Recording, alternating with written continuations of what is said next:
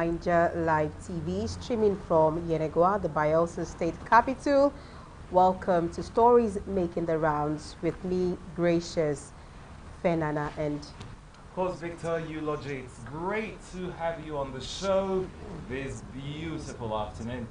all right, Victor. Actually, I have missed you this morning, and I've been mentioning Victor Eulogy. Finally, you're here. So let's take a look at some of the stories. You have them already. Some of the stories making the rounds. The first one, I think, is a developing story, but maybe we should start with this hunger because people don't want to hear anything food in Nigeria. So, Victor, you want to take that Yes, story?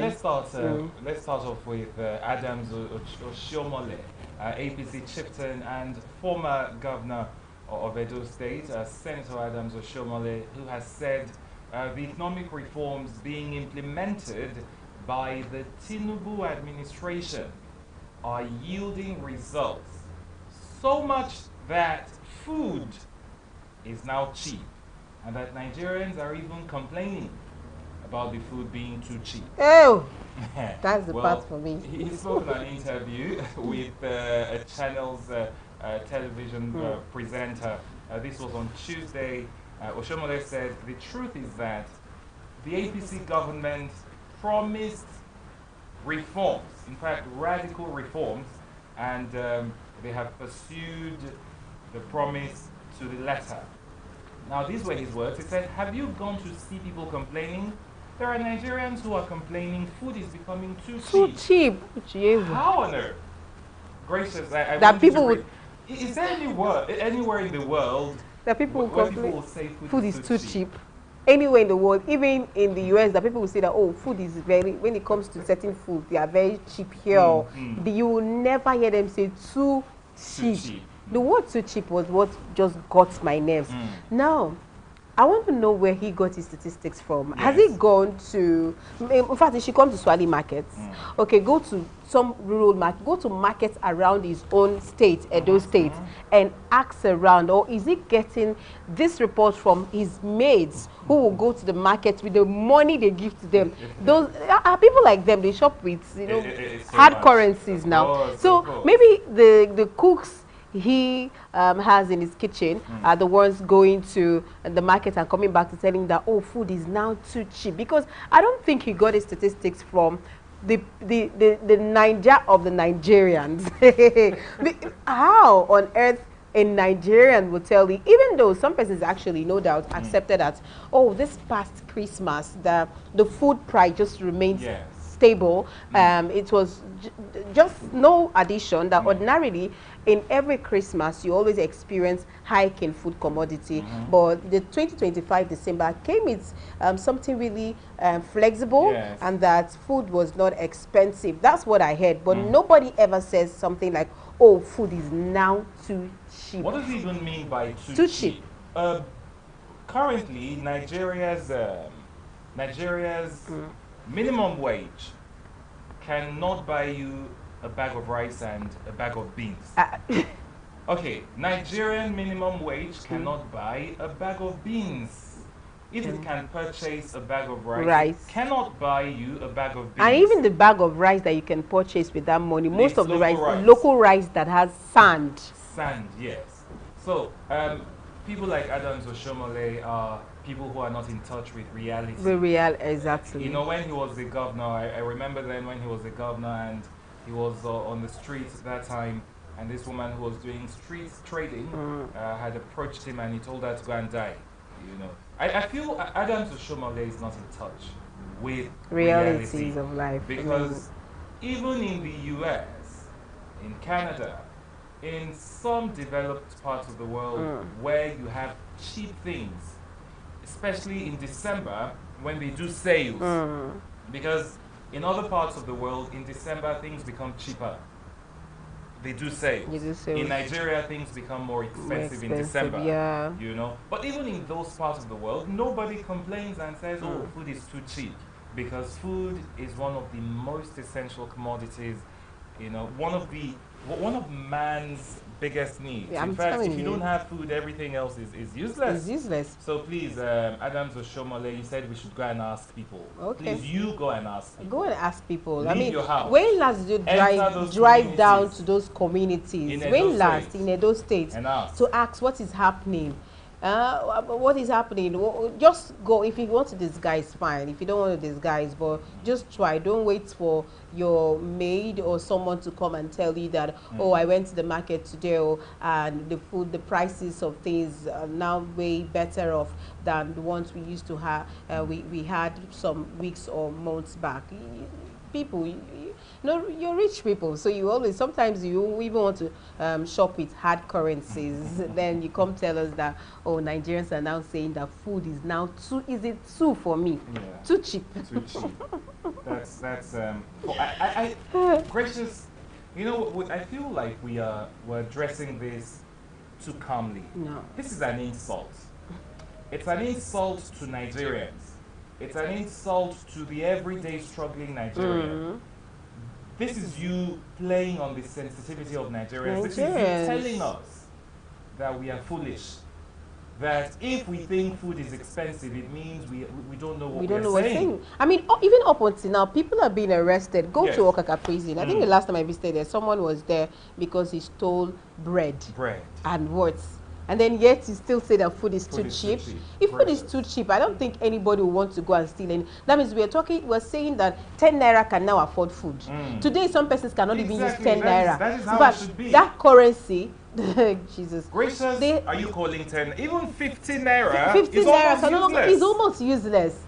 So until we get to that point where you can use 100 naira. I remember there was a time before the late President Muhammadu Buhari's administration. In fact, even that period, we still had some restaurants selling food for 350 naira for some people to afford. Right now, you can never, the least you see in any restaurant is 1,000 naira or 1,500 naira. To eat. Prior to this time, you see 350 naira food. But you can no longer see those things. The lowest you can see right now, the lowest amount is 1,000 or 1,000, and those are very, very affordable restaurants.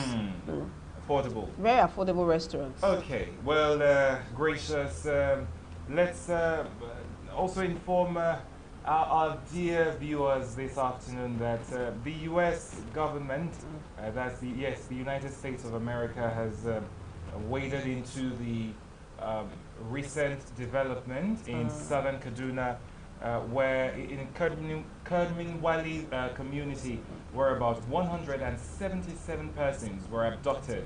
Now, first of all, the local government chairman came out and said nothing like that happened.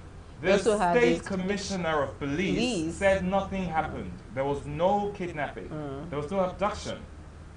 Then the state governor also said, that the state government also said there was nothing of that nature. Now it took until Tuesday, late Tuesday, for the police public relations officer to come out and say, oh yes, that they've now confirmed it, and that the reason the commissioner of police had said there was nothing like that was to douse tensions. Bro, you don't joke with human lives. Again, government officials playing with our emotions. Telling us that we are stupid. How is it that people would come out? It was even the Northern Can chairman that came out to say, look, 177 persons were abducted on Sunday from their churches. 3 churches now. And they denied it. And then you denied it. And then later, you're coming to tell us this balderdash. Gracious. The U.S. have said something about it. What are they saying? Now, the United States, under Secretary for Political Affairs, Alison Hooker, Thursday, said the Nigerian government must do more to protect the Christians and guarantee their right to practice their faith freely and safely. This latest position followed concerns that the U.S. has expressed over recent reports that gunmen abducted more than 170 Christians in Kaduna State on January 18 across 3 churches. Now, this was as the United States President Donald Trump has boasted that American forces were annihilating terrorists who are killing Christians in Nigeria, claiming the militants had killed thousands and the military rather had killed thousands and thousands of Christians. I guess that's the militants there. Yeah, has killed thousands of Christians and Christians. Now, very recently, Donald Trump, the president of the United States of America, also put up I think, an organization called the Peace something, and that was initially meant for trying to develop Gaza again, but he later switched to something, in fact something different, and is going to be the lifetime chairman of that. So while he was trying to call for people who can actually register, be part of it, but you have to pay $1 billion, he also mentioned very recently at Davos, mentioned the case of this abduction of over 170 Christians. Now, although we had some persons, we watched the video of a man who testified that he was part of these persons that were abducted, and him and I think like 10 persons escaped. Now, the terrorists that actually, the kidnappers that abducted them, says that, from the man's narration, that they parked their bikes somewhere very close to the village, and then went somewhere, came back and couldn't find their bikes, and that was their reason for raiding and kidnapping them, and that if they don't provide those bikes this time around, they will kill them and then come into the town and make sure they kill everybody in that community. I mean, the nerve, the guts they use in saying that, because they know that they can actually operate for hours and nothing will happen. Yes. How did they manage to kidnap that number of persons? And yes, there are no police, no security agencies to actually intercede or see how they can even apprehend them. How do you kidnap that number of persons, and yet nothing of sort actually happened? And the guts for them to even threaten these people, the victims, that, if you don't provide our bikes, we are going to make sure we kill, and then go into the town and kill the remaining persons in the town, and nothing will happen. I watched that video, and having the government and then security agencies, commissioners coming to even deny the fact will actually raise dust. Are you trying to say that even though the government of Nigeria has been denying the fact that, there is no Christian genocide in Nigeria, but from all indications, from what we are seeing now, if you're trying to hide things like this, you make the international community feel as though maybe the American government was right when the American government was right when they actually designated Nigeria a place of particular concern. If you're saying you've been trying to even pay image rebranding that Nigerians are not involved, the insecurity situation in Nigeria is cut across board, and it's not a particular thing to maybe Christians or all, but yet things like this will happen, and you try to hide it from the public to understand. Even when people were affected, do you know that a particular family, I think, has like 13 members that were abducted? Then there's this one that has 12. There's this one. So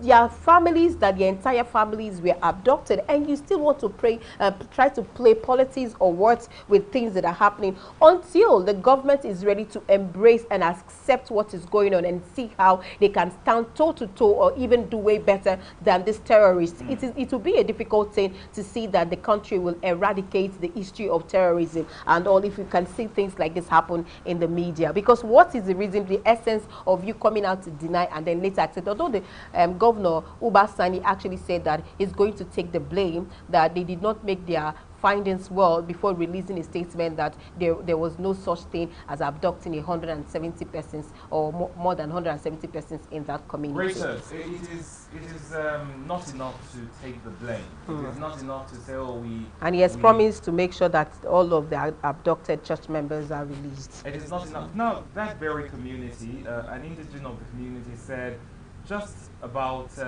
8 days earlier, that was on the 11th, that some members of the community, some indigenes of that community were abducted, and that the community had to pay over 20 million naira for their release, only for that abduction of 177 to happen on a Sunday, right? So, Gracious, it is not enough. We don't want to hear, Nigerians are tired of hearing, we will look into it. We will go back to the drawing board. There is no drawing board. Nigerians are tired of hearing things like, we will do everything possible to make sure that these people are returned. We do not want our people getting abducted. That is the most important thing. Do you know the trauma when you're taken with your children and sometimes you get separated? Do you know the trauma of a parent to watch their child in trouble? Sometimes you watch your own daughters get raped and you can't do anything about it. Do you know the trauma of a child, the trauma a child has to go through watching the parents being taken away from him or her, and the child cannot do anything about it? Nigerians are tired of apologies. Nigerians are tired of excuses. What we want is put an end to this. Is the federal government telling us that these boys are bigger than them? Are they telling us that they do not even know where these boys are? Are they telling us that if they meant to do something to these boys, they can't do something to them? We've seen videos. Some of these boys are even amateurs. Some of them are underage. So it goes on to tell you that the ones that are professionally trained are very few. Yeah. Are they telling us that our military intelligence is so poor that they cannot tell us where these people are? For how many years we've heard of Sambisa Forest? Are they telling us that the forest is bigger than Nigeria? The forest is bigger than a local government area and they cannot comb the forest? Gracious, it is sad. It is shameful, it is pathetic that a nation as big as Nigeria, a nation that wants to play big brother to other African countries, has its house burning.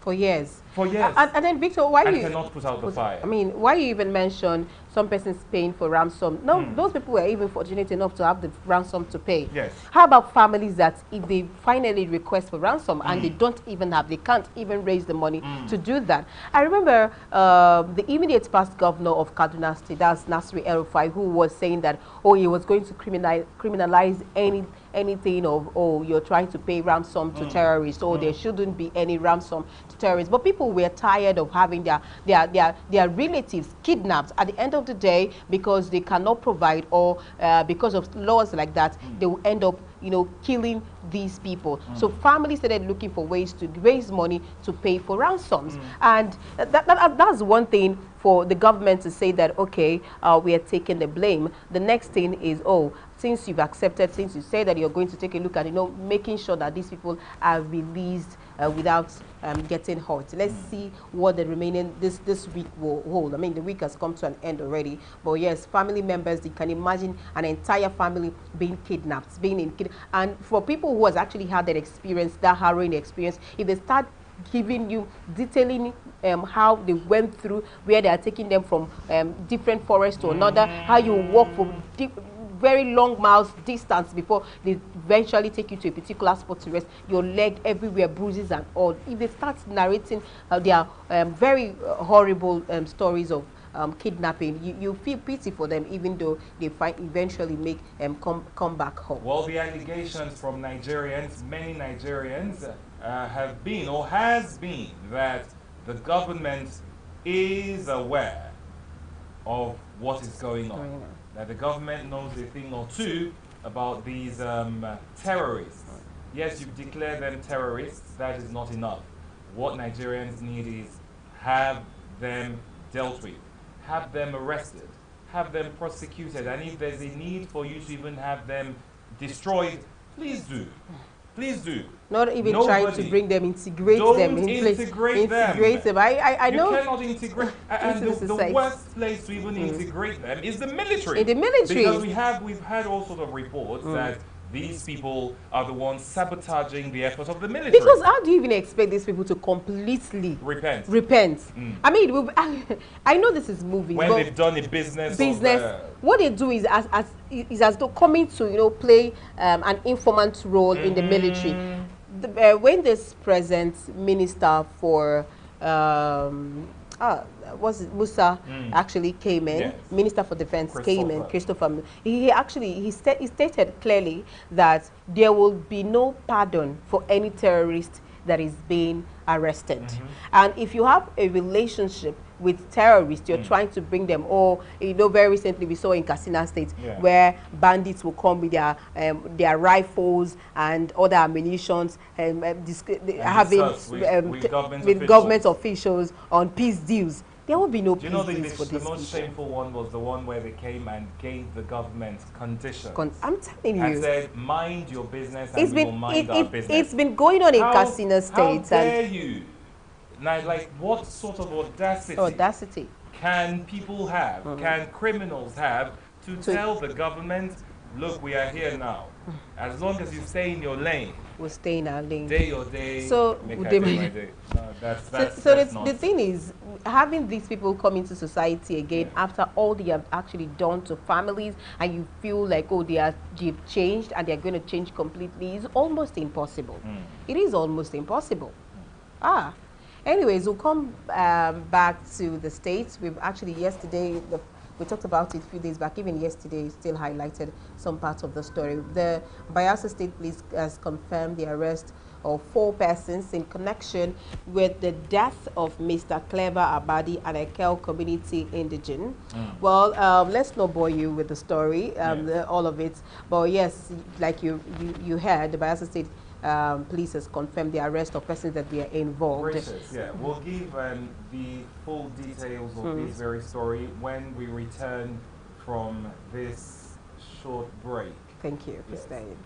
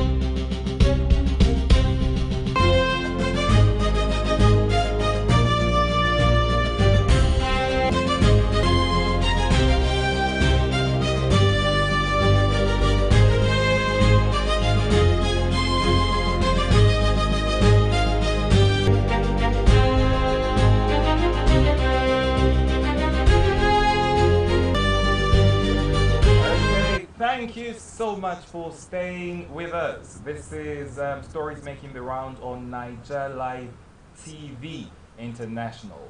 I'm Victor Eulogy, and of course the beautiful lady you have Why am here I is- frowning?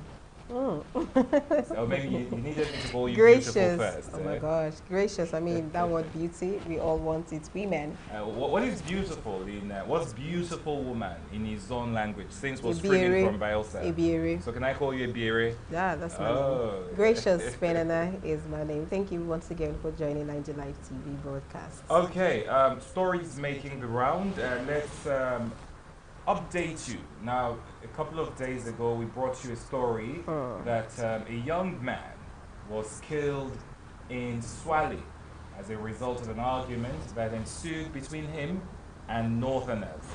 However, now there's an update to that story. We told you it was a developing story, and that when we have details, we will update you.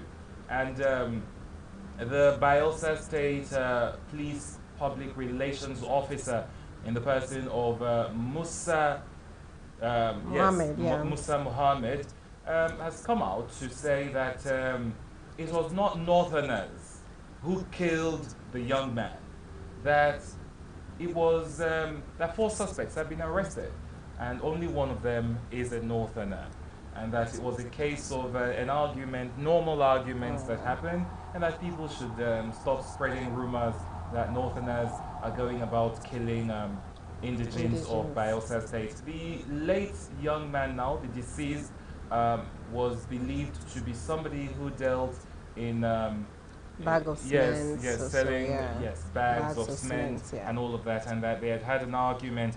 Gracious, about 4 persons were arrested. We hear Musa Abdullahi, James Peter, God bless Joel, and Peremobowe Perepuea. These were the persons arrested by the police in connection to the murder of Mr. Clever Abadi, who is or who was from Ekowe community in Bayelsa State here.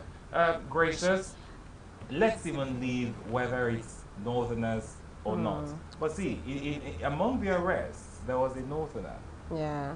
I'm trying trying to detribalize this conversation, but are they telling us that the claims made by Bayelsans are not true? Maybe that's that there haven't been cases like that? Like that. But then, let's even talk about this. What even got to me was this recent development of people seeing persons getting involved in an argument or fighting, and then the highest they could do is to bring out their phones to start recording so they can give an eyewitness report instead of trying to interfere and see how they can make the two parties to stop. Now, they said this situation happened by around 5 a.m. and some were saying, oh, they don't think that people were around. That's the Swale market we are talking about, so some persons even live inside that place. They said it was one woman that was there. Different stories. Let's not even talk about the stories, but we've actually seen time and time again how people will get involved in today's world. Prior to this time, you see things like this happen. Before people start quarreling, you hear a neighbor or if someone who is passing try to come in and say, what is going on? Please, can you stop? Now, let me even talk about something I saw very recently. I was there. So 2 men, I don't know what happened, what brought about their quarrel. One carried a stick trying to hit the other person, and the other one was trying to punch. And then there were 2 police officers at the place eating because it was a restaurant. And they didn't do anything. They didn't do it. So I had to. I was now asking the police, can you guys stop? You were very hefty. And then I ran to the police officers. Can you not see what is happening here? Is it until someone kills someone, the other person who is holding that big stick kill the other person, or somehow anything happened? That's when you want to start. You want to come into the matter. Or why are you? They did not even answer me. This I'm saying. Now I've also heard of people who are mentioning the fact that Swale has 2 police stations. And some are even saying that, those are not police stations, so those are places where women go to sell and then they take money from the people. That have you not seen how people go inside there and try to market, and at the end of the day, they are trying to sell and all of that. So the case of us trying to get eyewitness reports these days is really not a good thing. If you see people getting involved in arguments like this, can we just try to live like we've always been living? You hear people say, oh, if people are fighting, don't go. Before you know, now they will hit you. You can be civil in how, or you try to manage yourself as well and see how you can come in, rather than bringing out your phones to say you want to record for an eyewitness report. Because everybody wants to chase clout. My dear. Okay, well, it's a sad one. We do hope that if the arrested persons are found guilty, they will be prosecuted accordingly. Exactly. Well, that's basically how far we can go today on stories making the round. Gracious. All right, please stay tuned for sports. Sports Showdown will be coming your way with Victor Eulogy. Bye-bye from me, Gracious.